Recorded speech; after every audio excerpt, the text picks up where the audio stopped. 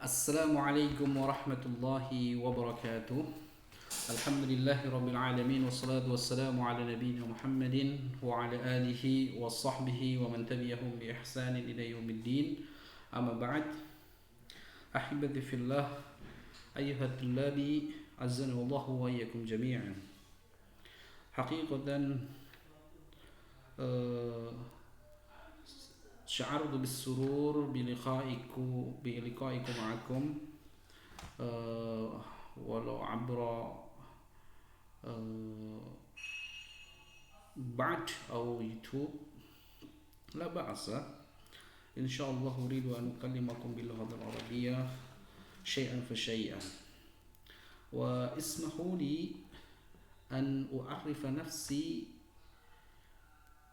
اسمي أو أنا أخوكم إيكو بودي براستيو، تخرجت في جامعة السنة الإسلامية،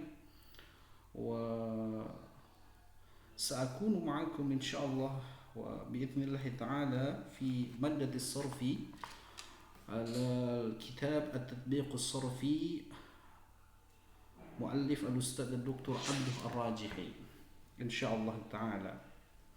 Pada kesempatan kali ini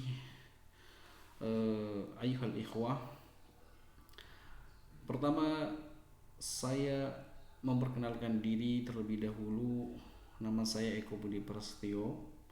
Saya guru yang akan mengajarkan salah satu mata pelajaran yang azim, yang cukup besar, yaitu pelajaran sorof.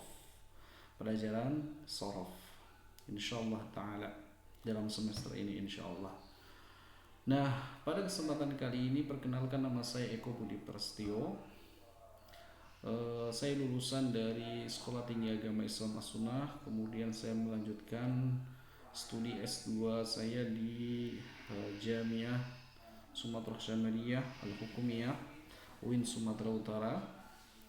S1 dan S2 saya mengambil jurusan Kuliatul Da'wah wal I'lam Watawassul I'lam Islami,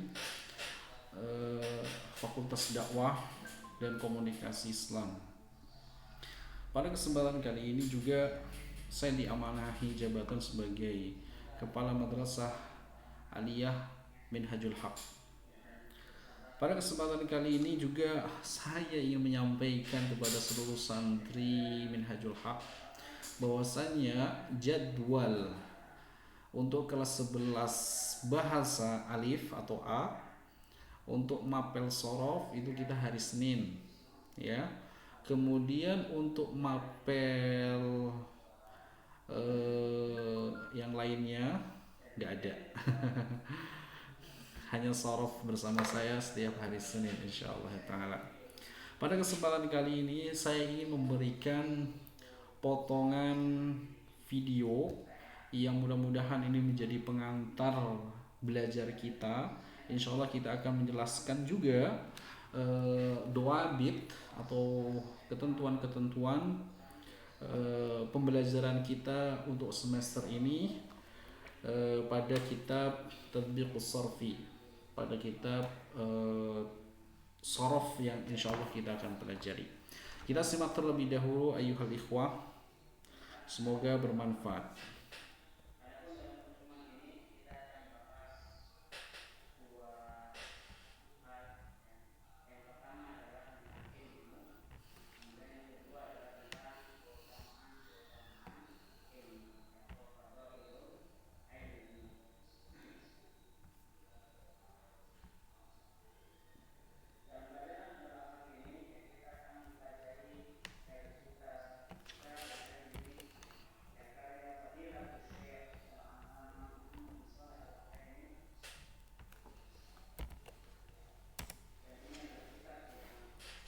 Kita simak bersama-sama tentang studi atau pengantar studi sebelum kita masuk ke dalam isi terlebih dahulu.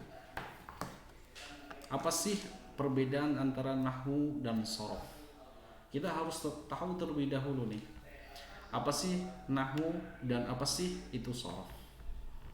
Ma huwa nahwu wa ma huwa sorof. Bisa belajar Islam dan bahasa Arab. إنا أنزلناه قرآنا عربيا لعلكم تعقلون. Sesungguhnya kami menurunkannya berupa Al-Quran dengan berbahasa Arab agar kamu memahaminya. Assalamualaikum warahmatullahi wabarakatuh. Alhamdulillah, pada pertemuan pertama kali ini insya Allah kita akan membahas tentang pengantar ilmu bahasa Arab. Ilmu bahasa Arab memiliki beberapa cabang ilmu. Di antaranya adalah ilmu nahwu, ilmu sorof, ilmu mantiq, ilmu balaghah, ilmu arud, dan ilmu lainnya. Namun di antara banyak cabang ilmu bahasa Arab, ada dua ilmu yang harus dikuasai oleh pemula, yakni ilmu nahwu dan ilmu sorof. Dengan mempelajari ilmu nahwu dan ilmu sorof, insya Allah kita bisa membuat kalimat dalam bahasa Arab yang benar sesuai dengan kaidah-kaidah bahasa Arab. Adapun ilmu-ilmu lainnya seperti ilmu mantiq, ilmu balaghah, dan ilmu arud sudah tidak lagi membicarakan cara membuat kalimat yang benar dalam bahasa Arab, tetapi sudah sampai pada cara membuat kalimat dengan indah, baik susunannya maupun maknanya. Jadi, sebagai pemula, kita wajib untuk menguasai ilmu nahwu dan ilmu sorof. Nah, teman-teman atau ikhwah santri Minhajul Haq, pelajaran untuk pemula itu adalah ilmu sorof dan ilmu nahwu. Kalau ilmu mantik atau ilmu balaghah atau ilmu arud itu sudah masuk ke dalam tatanan bahasa yang indah, bukan sekedar berbicara atau membaca dengan baik dan benar, tetapi mempertimbangkan keindahan juga kalau arud, balaghah, dan mantik. Kita simak kelanjutannya. Pada dasarnya, ilmu sorof adalah bagian dari ilmu nahwu.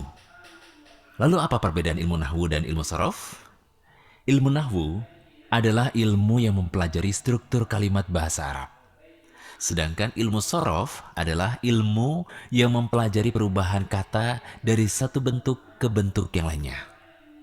Secara sederhana kita bisa mengatakan bahwasanya ilmu sorof itu menyediakan kata-katanya, sedangkan ilmu nahwu itu memberikan kita kaidah bagaimana cara menyusun kalimat yang benar, termasuk di dalamnya cara memberi harokat yang benar. Karena di dalam bahasa Arab, perbedaan harokat juga bisa menyebabkan perbedaan makna. Nah, agar kita bisa memahami perbedaan antara ilmu nahwu dan ilmu sorof, silahkan dibuka diktat ilmu sorof untuk pemula pada halaman 1. Di sana kita bisa mengambil contoh kalimat jalasa zaidun yang memiliki arti Zaid telah duduk. Jika kita melihat kalimat ini, maka kita bisa melihat peran ilmu sorof dan peran ilmu nahwu dalam susunannya. Yang pertama adalah kata jalasa. Ada alasan kenapa kata kerja yang dipilih adalah jalasa. Dan ada pula alasan kenapa Zaid di sini memiliki harokat domatain sehingga menjadi jalasa zaidun, bukan jalasa zaidan ataupun jalasa zaidin.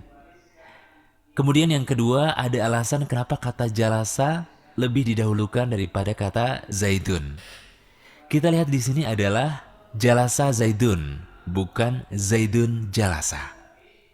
Nah, yang kita bahas ini adalah ilmu nahwu, karena kita mempelajari susunan kata dalam suatu kalimat.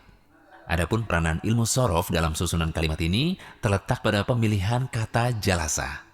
Kenapa yang dipilih adalah kata jalasa? Padahal kata jalasa sendiri itu memiliki 14 bentuk.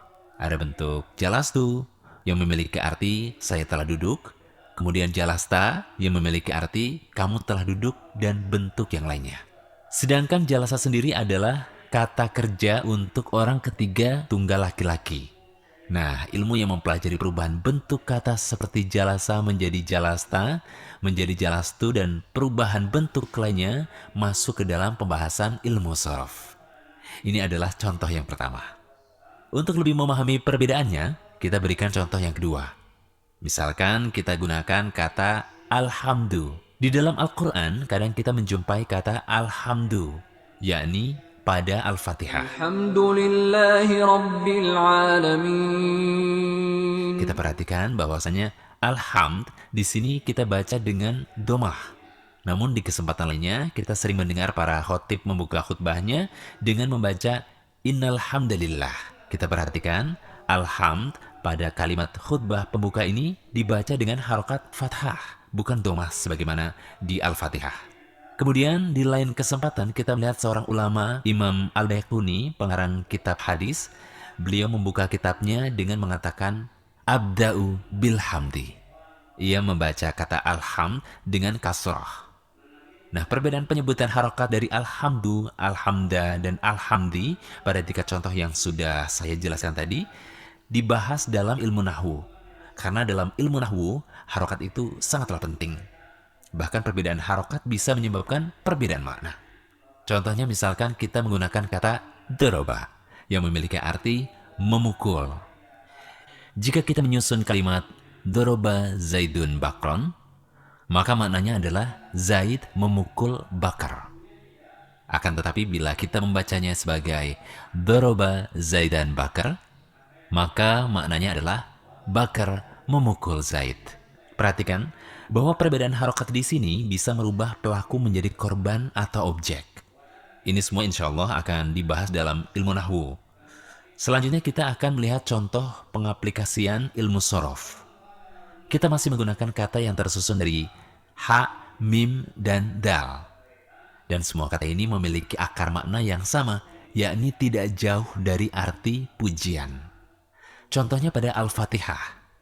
Kita membaca Alhamdulillahirabbil alamin. Segala puji bagi Allah, Tuhan semesta alam. Alhamdu memiliki arti segala puji bagi Allah. Kemudian kita sering mendengar istilah tahmid. Ada unsur ha, mim, dan dal pada kata tersebut. Dan kata ini maknanya tidak jauh dari kata pujian. Tahmid adalah istilah untuk zikir dari Alhamdulillah. Kemudian nama Rasul kita, Nabi kita yang mulia, Sallallahu Alaihi Wasallam adalah Muhammad. Ada unsur ha, mim, dan dal, yang artinya orang yang dipuji atau terpuji. Kemudian Rasulullah juga dinamai dengan Ahmad. Juga ada unsur ha, mim, dan dal pada kata tersebut. Dan kata Ahmad ini maknanya adalah orang yang paling terpuji. Kemudian nama-nama Islami yang sering digunakan oleh kaum muslimin seperti Hamid yang maknanya adalah orang yang memuji, Mahmud yang artinya orang yang dipuji, dan ada pula yang bernama Hamdi yang maknanya adalah pujianku. Ada unsur ha, mim, dan dal pada kata tersebut. Kita bisa melihat bahwa untuk kata ha, mim, dan dal memiliki banyak sekali variasi kata. Dan inilah yang dibahas di dalam ilmu sharaf. Kesimpulannya, ilmu nahwu adalah ilmu yang mempelajari susunan kalimat, baik harokatnya maupun letaknya. Adapun ilmu sharaf adalah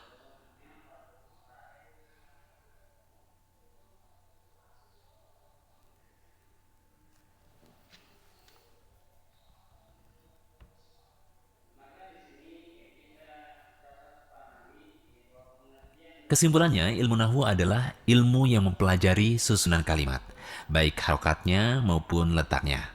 Adapun ilmu sorof adalah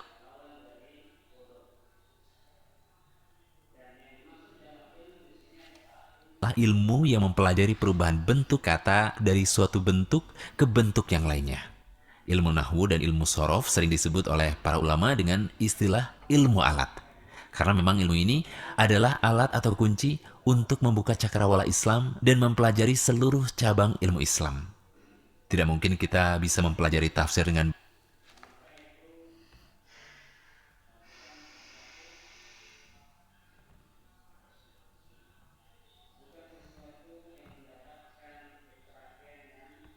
di dalam ilmu sharaf. Kesimpulannya, ilmu nahwu adalah ilmu yang mempelajari susunan kalimat, baik harokatnya maupun letaknya. Adapun ilmu sorof adalah ilmu yang mempelajari perubahan bentuk kata dari suatu bentuk ke bentuk yang lainnya. Ilmu nahwu dan ilmu sorof sering disebut oleh para ulama dengan istilah ilmu alat. Karena memang ilmu ini adalah alat atau kunci untuk membuka cakrawala Islam dan mempelajari seluruh cabang ilmu Islam. Tidak mungkin kita bisa mempelajari tafsir dengan baik kecuali setelah kita memahami bahasa Arab. Tidak mungkin kita bisa memahami hadis Rasulullah dengan baik kecuali setelah kita mempelajari bahasa Arab. Tidak mungkin kita bisa memahami lautan ilmu yang luas dari para ulama yang kita jumpai pada kitab-kitab mereka kecuali setelah kita mempelajari bahasa Arab. Jadi benarlah perkataan seorang penyair yang mengatakan bahwa an-nahwu aula awalan ayyu'lama idil kalamu dunahu la yufhama. Ilmu nahwu yang mencakup ilmu sorof adalah ilmu pertama yang paling utama untuk dipelajari. Karena perkataan Allah dalam Al-Quran, perkataan Rasulullah dalam hadis, perkataan ulama dalam kitab-kitabnya tidak dapat dipahami kecuali setelah kita mempelajari ilmu nahwu dan ilmu sorof. Oleh karena itu, ikhwan dan akhwat, marilah kita berdoa kepada Allah Subhanahu wa taala agar kita diberi kemudahan untuk mempelajari ilmu nahwu dan ilmu sorof. Demikian pelajaran kita yang pertama. Semoga apa yang saya berikan bermanfaat untuk semua. Wassallallahu ala Nabi Muhammadin wa ala alihi wa sahbihi wassalam. Wassalamualaikum warahmatullahi.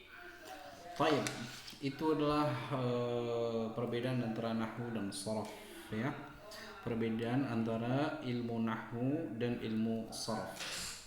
Nah, hakikatnya ilmu sorof itu adalah anak dari ilmu nahwu, tetapi seiring berkembangnya zaman, antara ilmu nahwu dan ilmu sorof itu dibedakan untuk memudahkan para penuntut ilmu. Tapi untuk pelajaran-pelajaran zaman dahulu atau ulama-ulama terdahulu itu digabungkan antara ilmu nahwu dan ilmu sorof itu dalam pembahasan yang sama, ya, pembahasan yang sama. Nah, pada kesempatan kali ini ayuhal ikhwah, silahkan antum buka di bagian pengantar halaman 9. Halaman 9 di situ muqaddimah awal tabi'il muallif. Kata pengantar pertama yang disampaikan oleh seorang penulis yaitu Dr. Abduh Ar-Rajihi. Beliau menyampaikan bahwasanya dahulu kitab-kitab para ulama terdahulu itu menjelaskan nahwu dan sorof itu dalam satu kitab. Nah, seiring berkembangannya zaman, nampaknya perlu adanya kemudahan-kemudahan bagi para penuntut ilmu, makanya dipisah antara ilmu nahwu dan ilmu sorof supaya lebih spesialis, supaya lebih khusus dan lebih fokus dalam mempelajari ilmu tersebut dan lebih mudah dipahami. Nah, seperti pada kesempatan kali ini kita bersama-sama belajar ilmu sorof. Nanti ada bab lain yaitu ilmu nahwu. Nah, penulis sebelumnya telah menulis salah satu kitab yang masya Allah yang memiliki manfaat yang banyak bagi perkembangan bahasa Arab, yaitu Tatbiqun Nahwi. Kitab Tatbiqun Nahwi adalah praktek nahwu. Ini kalau diterjemahkan itu adalah Tatbiqus Sorofi, ini diterjemahkan praktek sorof. Nah, insya Allah kita akan belajar kita akan belajar sorof ini itu sangat luar biasa mendalamnya. Nah, kitab ini Tatbiqus Sorofi ini sangat cocok untuk kelas bahasa. Mengapa? Karena di dalam pembahasan ini, saya sudah baca-baca, di dalam pembahasan ini siswa atau santri itu dituntut untuk menguasai satu adalah penggunaan sorof sehari-hari, ya, penggunaan istilahnya penggunaan atau praktek sorof sehari-hari. Maksudnya sehari-hari apa? Sehari-hari kita berkomunikasi, bercakap-cakap dengan teman, ya, ma'a sodiq, ma'a teman, bersama teman, kemudian ma'al ustad, ma'al mudaris, ma'al ab, dan waghairihi, dan lain sebagainya. Itu yang pertama. Terus yang kedua adalah Yang kedua adalah siswa dituntut untuk mengetahui ilmu-ilmu sedikit tentang linguistik. Ini sangat luar biasa sekali dan cukup menantang nih bagi kelas bahasa. Dan ini sangat bermanfaat sekali karena pengetahuan dan wawasannya pun ada di sini dijelaskan. Kemudian yang ketiga, ikhwan, siswa dituntut untuk bisa menganalisis ayat-ayat Al-Quran atau ayat-ayat hadis, menganalisis bagaimana sorofnya, ya, itu bagaimana wazannya, ini wazan apa dan ini wazan apa. Insya Allah kita akan bahas tidak lepas dari yang tiga ini.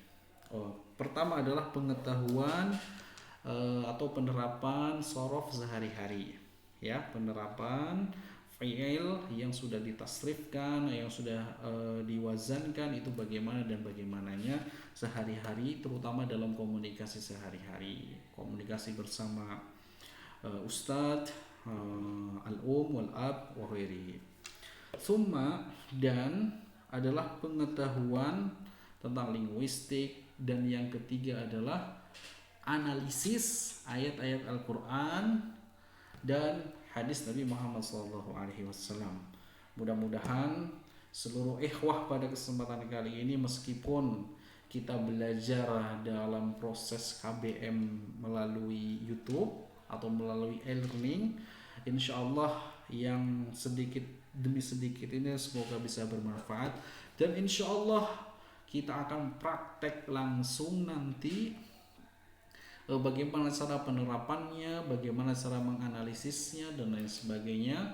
Dan insya Allah kita akan lebih praktek lagi nanti saat kita bisa tatap muka, ya, di Pondok Pesantren Minhajul Haq. Ini saja perkenalan kita pada kesempatan kali ini, semoga bermanfaat bagi seluruh ikhwah semuanya. Insya Allah kita lanjutkan pada pertemuan berikutnya. Jika ada pertanyaan silahkan bisa komentar di kolom komentar, atau jika ada hal-hal yang ingin ditanyakan tentang perkenalan saya juga silahkan bisa dilayangkan pesan singkatnya di kolom komentar. Subhanakallahumma bihamdika asyhadu an la ilaha illa anta astaghfiruka wa atubu ilaik. Wassalamualaikum warahmatullahi wabarakatuh.